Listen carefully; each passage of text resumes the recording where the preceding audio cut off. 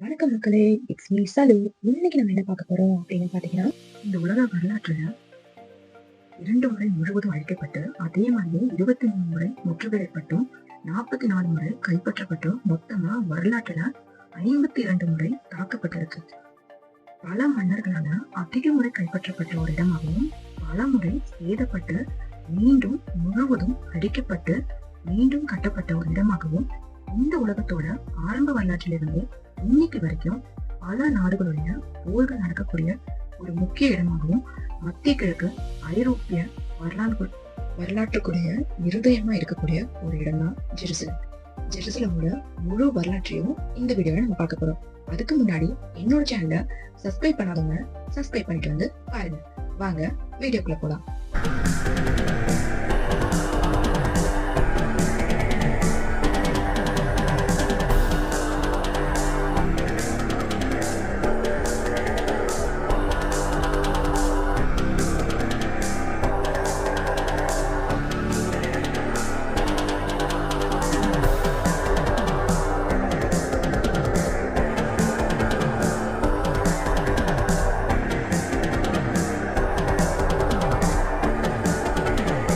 சில நகரம் சாதாரண ஒரு நகரம் போல இல்ல. இந்த இடத்துல தான் பல இனங்களும் பல மதங்களும் தொடங்குவதற்கு ஆரம்ப புள்ளியா இருந்திருக்கு. இதனுடைய காரணமா தான் இன்னைக்கும் உலகத்துல உள்ள பெரும்பான்மையான மதங்கள் தங்களுடைய புனித இடமா இந்த ஜெருசலமை சொல்றாங்க. இந்த ஜெருசலம் வரலாற்று ரீதியாகவும் பழமை வாய்ந்த ஒரு நகரமாகவும், கிட்டத்தட்ட 5000 வருடங்கள் முன்னாடி இருக்கக்கூடிய வரலாறுகளையும் இந்த ஜெருசலம் வச்சிருக்கு. ஆரம்ப காலத்துல ஒரு சில இனங்கள் மட்டும் வாழ்ந்த இந்த ஜெருசலம்ல பல புதிய இன மக்கள் எல்லாம் உருவாகவும், இந்த இடம் எங்களுக்கு தான் சொந்தமானதுன்னு அடுத்தடுத்து பல போர்கள் நடத்தி அமைதியா இருந்த ஒரு இடத்தை யுத்த பூமியா மாற்றினது எதற்காக? பல்லாயிரம் ஆண்டுகளுக்கு முன்னாடி ஆரம்பிச்ச அந்த யுத்தங்கள் இன்னைய வரையும் தொடர்ந்துட்டு வர்றதுக்கான காரணம் என்ன? எதுக்காக இந்த இடத்துக்காக இத்தனை யுத்தங்கள் நடக்குது? உலகத்தோட புனித இடமாக ஜெருசலத்தை பார்க்கறதுக்கான காரணம் என்ன? ஜெருசலம ஆரம்ப காலத்துல இருந்து இன்னைக்கு வரைக்கும் யாரெல்லாம் ஆட்சி பண்ணிருக்காங்க? இன்னைக்கு அங்க வாழக்கூடிய மக்கள் எல்லாம் யாரு? இப்படிப்பட்ட விஷயத்த அடுத்தடுத்து நம்ம பார்க்கலாம். 5000 ஆண்டுகள் பழமையான வரலாற்றை கொண்ட இந்த ஜெருசலம் நகரம் ஆரம்ப காலத்துல கனான் தேசம்னு அழைக்கப்பட்டுச்சு. இந்த இடத்துல கனானியர்கள் சொல்லக்கூடிய மக்களும் இன்னும் சில மக்களும் வாழ்ந்துட்டு வந்தாங்க. ஆரம்ப காலத்துல ஜெருசலம் பல பெயர்கள்ல அழைக்கப்பட்டிருந்தாலும், ஆதாரபூர்வமாக எகிப்துல கிடைச்ச 2000 வருடங்களுக்கு முன்பான ஒரு கல்வெட்டுல ஜெருசலம் உருசலம் என்ற பெயரால அழைக்கப்பட்டது அப்படின்னு தெரிய வந்திருக்கு. இதுக்கப்புறம் தான் ஜெருசலம் வரலாற்றை மாற்றக்கூடிய ஒரு முக்கிய நிகழ்வு அங்க நடக்குது. ஆப்ரஹாம் என்னும் சொல்லக்கூடிய இப்ராஹிம் நபி அவங்களோட மனைவியோட ஈரான் நாட்டுல இருந்த ஊர் என்ற ஒரு இடத்துல இருந்து இந்த கனான் தேசத்துக்கு குடிபெயர்ந்து வராங்க. அந்த காலத்துல கனானியர்கள் ஆட்சிக்கு கீழே ஒரு கோட்டையாதான் இந்த ஜெருசலம் நகரம் இருந்திருக்கு. இப்படி வந்த ஆப்ரஹாம் என்னும் இப்ராஹிம் நபியாதான் இன்னைக்கு ஜெருசலம் உலகத்தோட வரலாற்றுக்கு முக்கியத்துவம் வாய்ந்த இடமா மாறி இருக்கு. இந்த ஆப்ரஹாம் என்ன சொல்லக்கூடிய இப்ராஹிம் நபிக்கு 2 மகன்கள் பிறக்குறாங்க. அதுல ஒரு மகன் பேர் வந்துட்டு இஸ்மாயிலும், இன்னொரு மகன் பேரு ஈசாக்னும் சொல்லப்படுது. இந்த ஈசாக் வம்ச வழியில வந்தவங்கள ஹெப்ரூஸ்னு சொல்லுவாங்க. அதுக்கப்புறம் அவங்களுக்கு ஜேக்கப்னு ஒரு மகன் பிறக்கிறாரு. அவரோட பேரு ஜேக்கப் இல்ல யாக்கூப்னு சொல்லுவாங்க. அவனோட அலெக்ஸ் பேரு இஸ்ரேல். இந்த ஜேக்கப்க்கு 12 மகன்கள் பிறக்கிறாங்க. இந்த 12 மகன்களை தான் நம்ம இஸ்ரேலியர்களோட வம்சாவளிகள்னு சொல்றோம். இவங்க மொத்தம் 12 ட்ரைப்ஸா இருந்திருக்காங்க. இவங்கதான் முதல்ல ஜெருசலம்க்கு ஹிப்ரூ லாங்குவேஜ்ல எருசலம்னு ஒரு பேரையும் வச்சிருக்காங்க. இப்படி அந்த பழமையான நகரத்துல ஹிப்ரூஸ், பனு இஸ்ரேலர்கள் என பல இனத்தை சேர்ந்த மக்கள் வாழ்ந்துட்டு வந்தாங்க. இப்படியே 100 வருடங்கள் போக, சரியா சொல்லணும்னா வெண்கல யுகம். அதுக்கப்புறம் இந்த ஜெருசலம் நகரத்தை எகிப்தர்களால் போர் தொடுக்கப்பட்டு அதுல வெற்றியம் பெற்று அவங்க கைப்பற்றாங்க.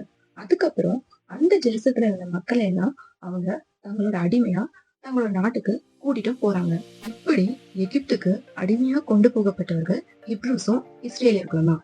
இதுக்கப்புறம் மோசஸ் என்கின்ற மூசா நபி ஒரு இறை தூதரா பிறந்து 400 வருடங்களா எகிப்துல அடிமைகளா இருந்த இந்த இஸ்ரேல்களை காப்பாற்றி திரும்பவும் ஜெருசலத்துக்கு கூட்டிட்டு போறாரு.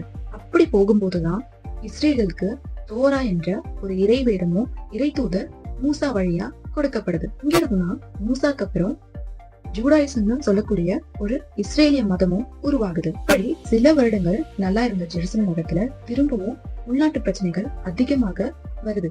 பல ராஜ்யத்தை சேர்ந்த மன்னர்கள் எல்லாம் இதை கைப்பற்றி ஆட்சி புரியுறாங்க. இதுக்கப்புறம் இஸ்ரேலிய வம்சத்தை பிறந்த தாவீத் என்கின்ற ஒருத்தர் தான் கிமு 1000 ஜெருசலமை மீண்டும் கைப்பற்றி அந்த நாட்டுக்கு அவர் மன்னரா மாறாரு. அவரை தான் வரலாற்றுல கிங் டேவிட் அல்லது தாவீது மன்னன் சொல்லுவாங்க. இந்த தாவீத் மன்னரோட ஆட்சி காலத்துல தான் ஜெருசலம்க்கு அபார வளர்ச்சிக்கு ஒரு காரணமா இருந்திருக்காரு. எந்த அளவுக்குன்னா தன்னுடைய பெரிய ராஜ்யத்தோட தலைநகரமா ஜெருசலமை தான் ஆக்குனாரு. அவரோட ஆட்சி காலத்துல தான் அவங்க கடல் வழி வர்த்தக தொழில ஈடுபட்டாங்க. அதுல நம்ம இந்தியாவும் ஒண்ணு. நம்ம இந்தியால குறிப்பா தமிழ்நாடு, கேரளா, மகாராஷ்டிரா, அசாம் போன்ற பகுதிகளில் இவங்க வர்த்தகம் ஈடுபட்டிருக்காங்க. அதற்கான ஆதாரமும் நம்ம கிட்ட இருக்கு. இவருக்கு அப்புறம் இவருடைய மகன் சாலமன் என்கின்ற சுலைமான் நபி உலக வரலாற்றுல அதிக தாக்கத்தை ஏற்படுத்திய ஒரு மன்னரா இருந்திருக்காங்க. இந்த சாலமன் சொல்கின்ற சுலைமான் நபி தான் முதல்ல ஜெருசலத்துல ஒரு ஆலயத்தை கட்டுறாங்க. இதுக்கப்புறம் தான் இந்த இடம் பனு இஸ்ரேலுக்கு முக்கியமான இடமா மாறுது.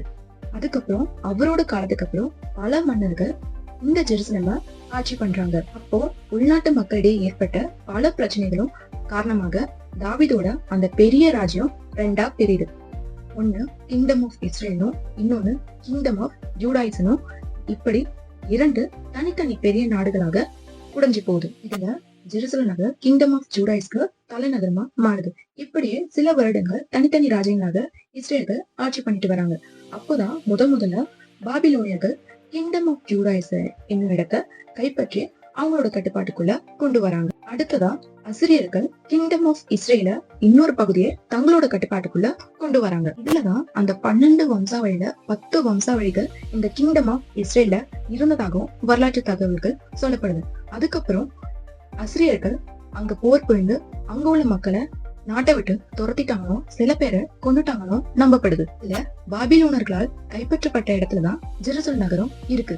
இந்த பாபிலோனர்கள் அங்க இருந்த எல்லா இடத்தையும் அழிச்சிடறாங்க. கடைசியா ஜெருசலம் நகரத்துல உள்ள சாலமன் என்கின்ற சுலைமான் நபி கட்டிய அந்த புனித கோவிலையும் தரமட்டமா ஆக்குறாங்க.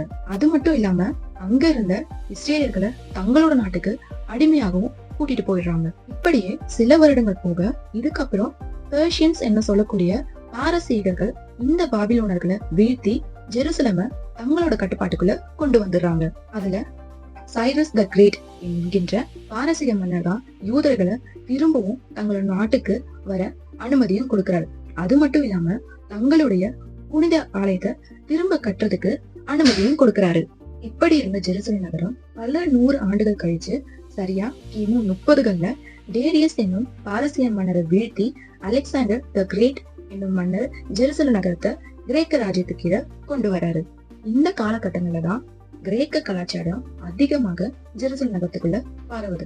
அது மட்டும் இல்லாம கிரேக்க அரசியல் செல்வாக்கு இன்னும் பல மடங்கு அங்க அதிகரிக்குது. இப்படியே கிரேக்கர்கள் தங்களோட கட்டுப்பாட்டுக்குள்ள ஜெருசலம் நகர கிமு 160கள்ல உள்நாட்டில் ஏற்பட்ட கிளர்ச்சியின் காரணமாக ஜெருசலம் நகர சுதந்திர அரசுடைய தலைநகரமா மாற்றுறாங்க. ஆனா இந்த முடிவு சில 100 வருடங்கள் கூட நீடிக்கல. சரியா கிமு 60கள்ல ரோமர்களால் இந்த இடம் கைப்பற்றப்படுது. ரோமர்களுடைய ஒரு நகரமா இந்த ஜெருசலம் நகரம் மாறுது.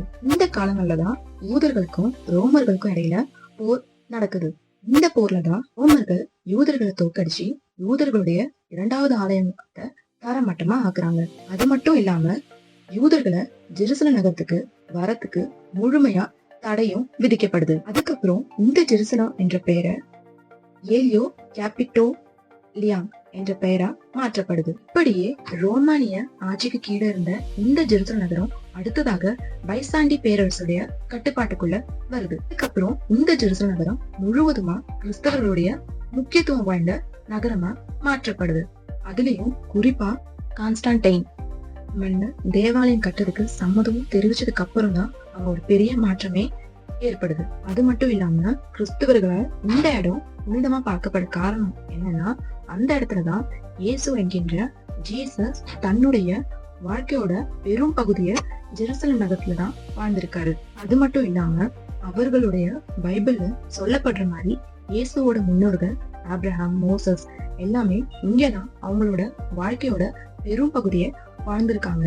அதனாலதான் இந்த ஜெருசலம் நகரம் கிறிஸ்தவர்களுக்கு புனித இடமாவும் இருக்கு. இதுக்கப்புறம் கிபி 638 இந்த ஜெருசலம் நகரம் இஸ்லாமுடைய கலிபாவுடைய ஆட்சிக்கு கீழே வருது. அரேபிய மக்கள் இந்த ஜெருசலம் நகரத்தை அல் குத்தூஸ்னு சொல்றாங்க. ஆரம்ப கால இஸ்லாமிய கலிஃபா ஆட்சியில தான் அல் அக்ஸா த டோம் மாஸ்க் முதல்ல ஜெருசலம் நகரத்துல கட்டவும் பட்டுச்சு. அது மட்டும் இல்லாம இஸ்லாமியர்களுக்கு 3வது புனித இடமா இந்த ஜெருசலம் நகரம் தான் இருக்கு. இதற்கான முக்கிய காரணம் அரேபியர்கள் ஆபிரகாமுடைய முதல் மகனான இஸ்மாயில் நபி வழியாக வந்தவங்களாக இருக்கிற காரணம் தான். அது மட்டும் இல்லாம இஸ்லாமியர்களோட முதல் கிப்லாவும் இந்த ஜெருசலம் தான் இருந்திருக்கு. அதுக்கப்புறம் தான் மெக்கா நகரம் தொழுகை செய்யக்கூடிய திசையாகவும் மாற்றப்பட்டுச்சு. இது மட்டும் இல்லாம முகமது நபி அவங்களோட விண்ணுலக பயணத்தை இந்த ஜெருசலம் நகர்ல தான் போனாங்கன்னு நம்பப்படுது. இதனாலதான் இந்த இடம் ஜெருசலம் என்னும் அல் குத்தூஸ் என்ற நகரம் முஸ்லிம்களுக்கு முக்கியமான ஒரு இடமா இருக்கு. இப்படி பல வருடங்களா கலிஃபாவுடைய ஆட்சிக்கு கீழே இருந்த இந்த நகரம் சிலுவை போர்களா பல முறை பல பேர்கிட்ட கைமாற்றப்படுது. கிறிஸ்துவர்களுக்கும் இஸ்லாமியர்களுக்கும் இடையில் நடத்தப்பட்ட மிகப்பெரிய போர் தான் சிலுவை போர்னு சொல்லப்படுது. பல வருடங்கள் இந்த சிலுவை போர் தொடர்ந்து நடக்குது. 1099 கிறிஸ்துவர்களால் இந்த ஜெருசலம் நகரம் கைப்பற்றப்படுது. இப்படியே சில வருடங்கள் போக சரியா 1187 சலாகுதீன் ஐயூப்பின் சொல்லக்கூடிய ஒரு இஸ்லாமிய மன்னரா திரும்பவும் இந்த ஜெருசலம் நகரம் கிறிஸ்தவங்கிட்டேன்னு கைப்பற்றப்பட்டு அவங்களோட ஆட்சி கீழே வருது. அதுக்கப்புறம் இது இஸ்லாமிய நாடாகவும் மாற்றப்படுது. இந்த அல் குத்தூஸ் என்ன சொல்லக்கூடிய ஜெருசலம் 1517 ஒட்டமன் பேரரசால கைப்பற்றப்பட வரைக்கும் இந்த ஜெருசலம் சலாவுதீன் மன்னனோட கட்டுப்பாட்டு கீழே தான் இருந்துச்சு. ஒட்டமன் பேரரசு இந்த இடங்களை கைப்பற்றதுக்கு பின்னாடிதான் ஜெருசலம 4 பாகங்களா பிரிக்கிறாங்க. 1 அர்மேனியர்களுக்கும், 2 யூதர்களுக்கும், 3 கிறிஸ்துவர்களுக்கும், 4 இஸ்லாமியர்களுக்கும். இப்படி 4 பகுதிகளாக இந்த ஜெருசலம் நகரம் பிரிக்கப்படுது. அதுக்கப்புறம் இந்த ஒட்டமன் பேரரசுடைய காலத்துலதான் பெரிய பெரிய சுவர்களும் ஒவ்வொரு மக்களுக்கும் தனித்தனிய வாசல்களும் அமைக்கப்படுது. இப்படியே பல நூறு வருடங்கள் போக இதுக்கப்புறம் பிரிட்டன் அரசாங்கம் ஒட்டமன் பேரரசை வீழ்த்தி 19ஆம் நூற்றாண்டுகள்ல இந்த ஜெருசலம் நகரத்தை தங்களோட கட்டுப்பாட்டுக்குள்ள கொண்டு வராங்க. இப்படி அவங்க கட்டுப்பாட்டு கீழே வந்து ஜெருசலம் நகரத்தையும் அதனை சுற்றி உள்ள பகுதிகளையும் சேர்த்து 1948 பிரிட்டிஷ் அரசால இஸ்ரேல் என்ற ஒரு நாடு உருவாக்கப்படுது. இதுல இருந்தா இஸ்ரேல் பாலஸ்தீன் பிரச்சனை ஆரம்பிக்குது. இப்படி உருவாக்கப்பட்ட இந்த இஸ்ரேல் நாட்டை தான் பாலஸ்தீன் மக்களும் அரேபிய நாடுகளும் எதிர்த்தாங்க. இதனுடைய காரணமா தான் 1948 அரப் இஸ்ரேல் போரும் நடந்துச்சு. இந்த போருக்கு அப்புறம் தான் ஜெருசலம் நகரம் இஸ்ரேலுக்கும் ஜோர்டானுக்கும் இடையில பிரிக்கப்பட்டுச்சு.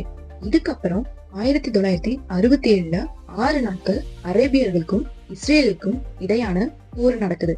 இந்த போர்ல ஜெருசலம் நகரத்தோட கிழக்கு பகுதியை இஸ்ரேல்கள் கைப்பற்றாங்க. இங்கிருந்தான் பல பிரச்சனைகளும் ஆரம்பிச்சது. இதனாலதான் இன்னைக்கு வரைக்கும் இஸ்ரேலுக்கும் பாலஸ்தீனுக்கும் இடையிலான போர் நடந்துகிட்டே இருக்கு. இப்ப உள்ள கணக்குப்படி ஜெருசலம் நகர்ல 9.5 லட்சம் மக்கள் வாழ்ந்துட்டு வராங்க. இதுல 58% வந்து யூதர்களும், 40% முஸ்லிம்களும், 1% கிறிஸ்தவர்களும் வாழ்ந்துட்டு வராங்கன்னு அறியப்படுது. இப்படி 3 மதத்தையும் முழு வரலாற்றையும் தாங்கி கொண்டிருக்கிறது தான் ஜெருசலம் நகரம். இந்த வீடியோ உங்களுக்கு பிடிச்சிருந்தா லைக் பண்ணுங்க, கமெண்ட் பண்ணுங்க, மறக்காம சப்ஸ்கிரைப் பண்ணுங்க. கமெண்ட் பாக்ஸ்ல நான் நெக்ஸ்ட் என்ன டாபிக் பேசணும் அப்படின்னு சொல்லி எனக்கு சொல்லுங்க. நான் அதை எடுத்து பேசுறேன். அது வரைக்கும் நன்றி.